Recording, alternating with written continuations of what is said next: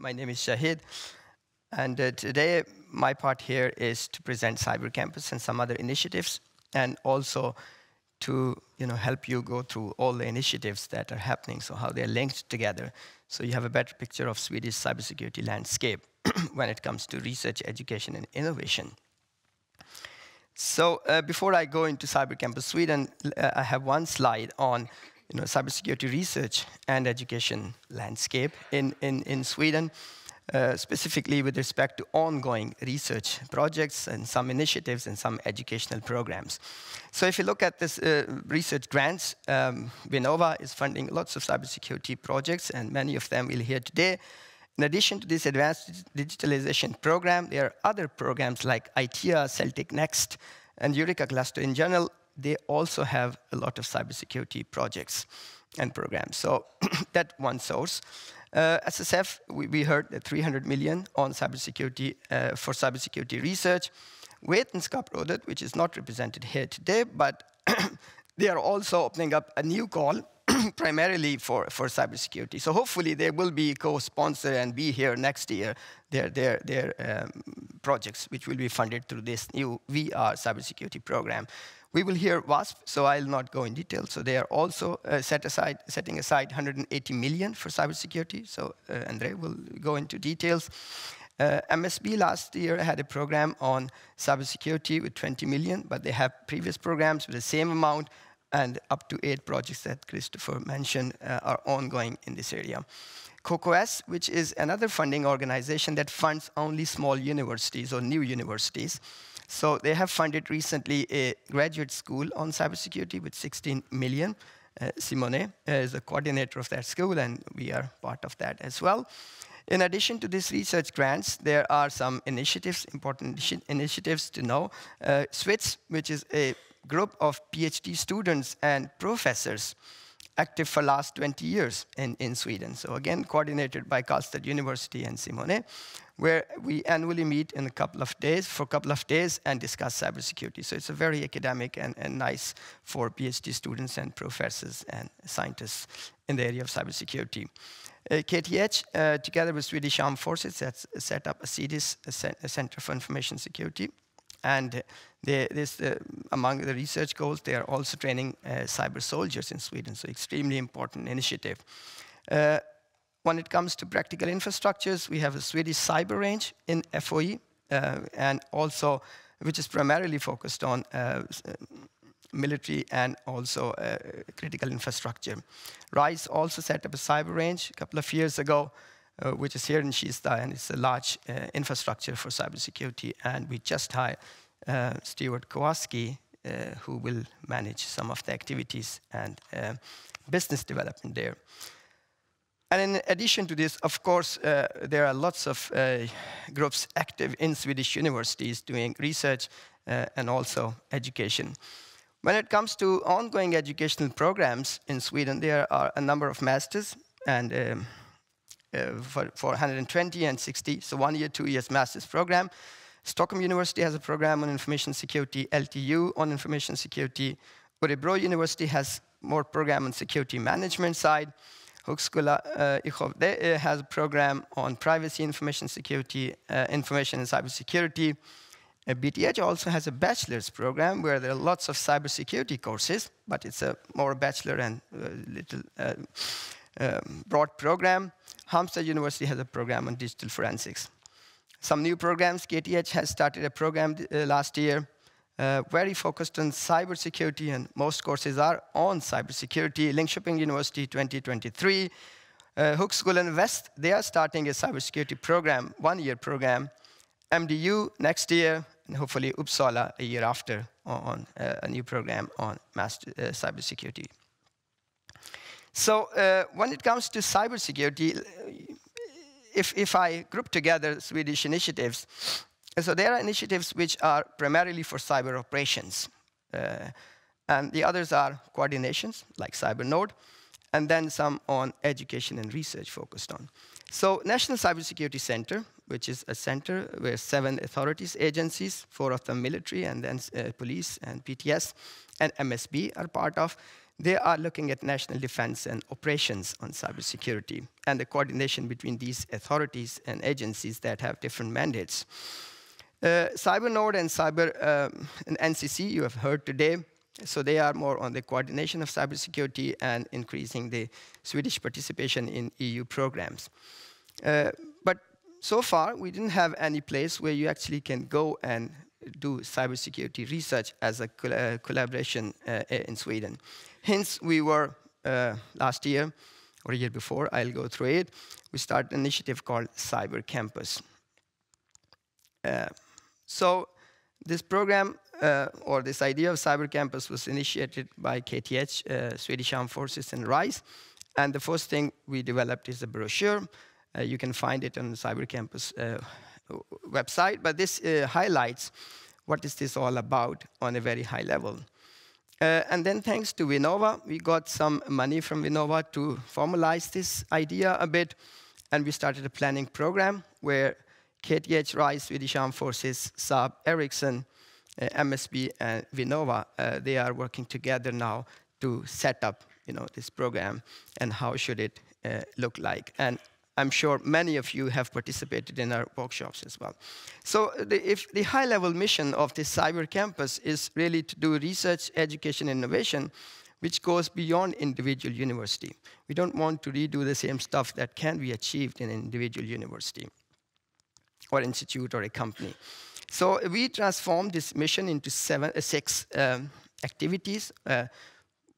One of them is agile research, agile education, which means that we should be able to not just on the typical university programs, but we should have programs on lifelong learning, scholar, and provide an opportunity for the people who are already in the business to learn cybersecurity as a more formal program. Joint research among universities, we see this event is an excellent event to bring together these three initiatives, MSB, Vinnova, and SSF projects, on a more coordination level once a year meet, but see an environment when all funded projects work much more closer together. So we have, the Cyber Campus idea is to have joint research and also fund other, in addition to these projects, other projects as well. And then the research project doesn't end up with a research paper. It should translate into innovation, and we should have money and infrastructure to continue after the end of the project to convert this into some product and service, and during the project as well. We felt that there are no really place when Sweden has to respond to EU directives to get an expert opinion. So it's end up in the individual experts. So Cyber Campus could have a place to go when you have to help policymakers on cybersecurity as well. Coordination of European large-scale programs, like Digital Europe especially, is also one of the main goals. And last but not least, with all this, we want to have international visibility for Swedish cybersecurity research, education, and most importantly, innovation.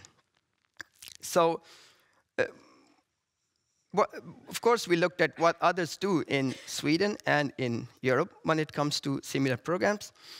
We have visited two of these institutes. One is Cyber Defense Campus in Switzerland, which is a very similar initiative or idea that we have. And also Athene, which is a large setup in Germany, bringing together universities and industry and research institutes. We also looked at SciLife Lab, which is a setup here in Sweden between Karolinska, KTH, Uppsala University, Stockholm University, and now extended to other universities as well, which managed to run for 10 years without being a legal entity. And they are quite successful in this. So this is also, I mean, we looked at them and see how a Cyber Campus setup can be established. So a little journey on what's happened so far and where did we start. So as I said, the idea was initiated in the KTH CDIS, and they talked to RISE, and we said, oh, this looks really a missing piece in the puzzle when it comes to cybersecurity research education in Sweden.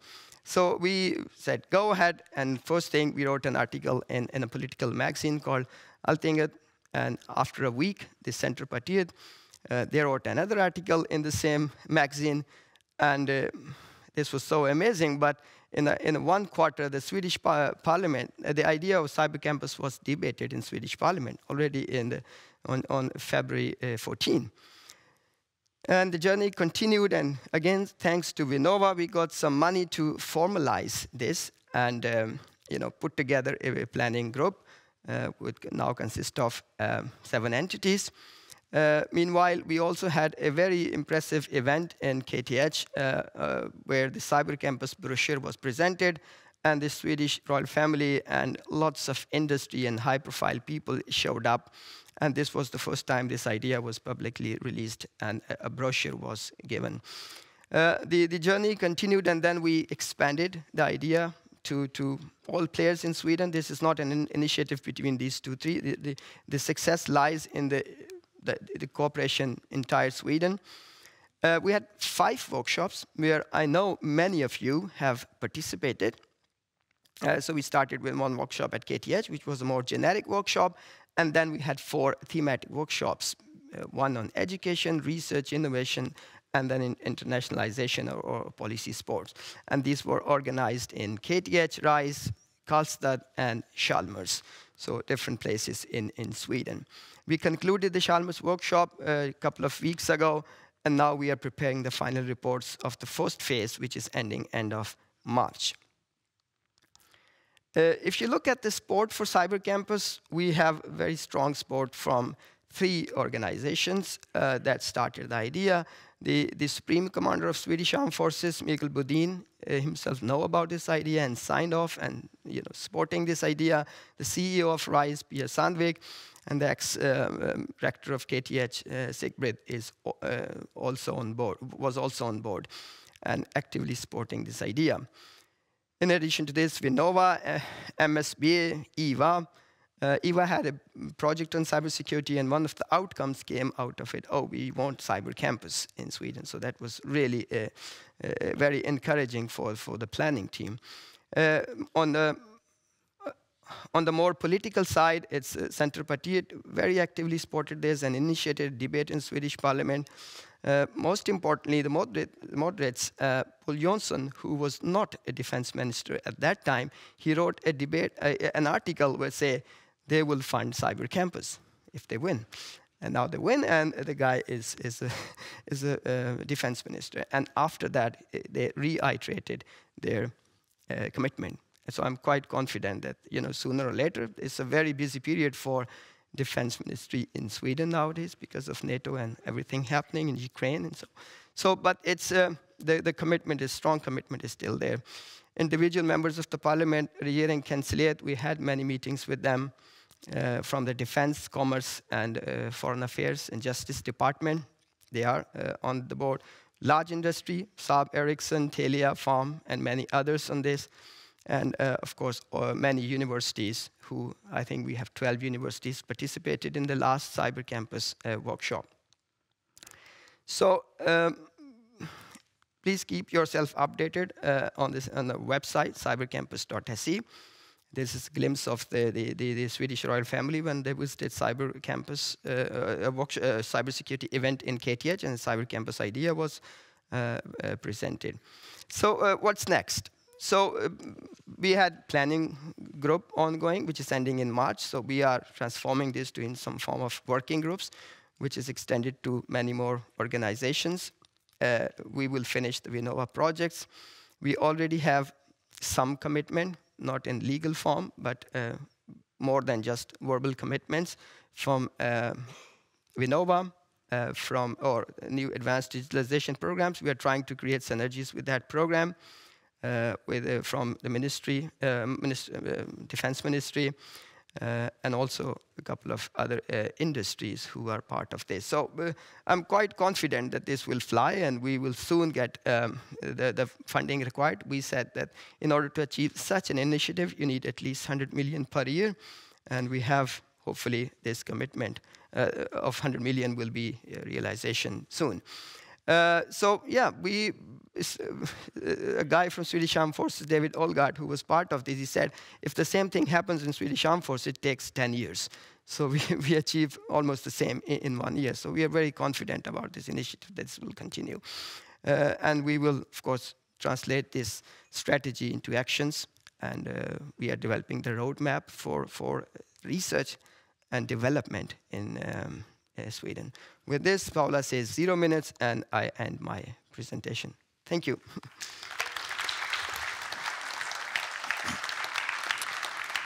Thank you.